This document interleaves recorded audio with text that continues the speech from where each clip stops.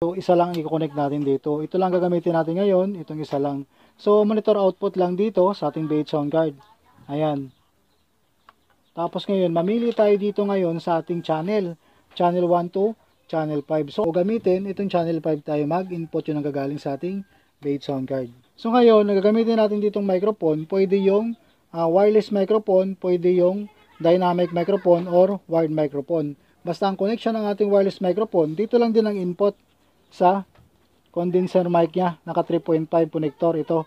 Katulad nitong microphone natin. So, dynamic microphone ito.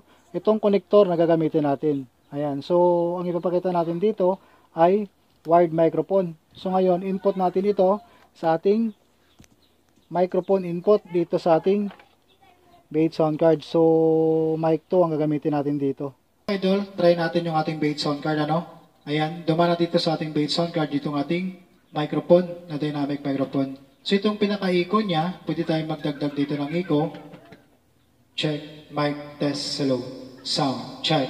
So, itong feeder natin, pwede pa tayong magdagdag dito. Hello, sound, check.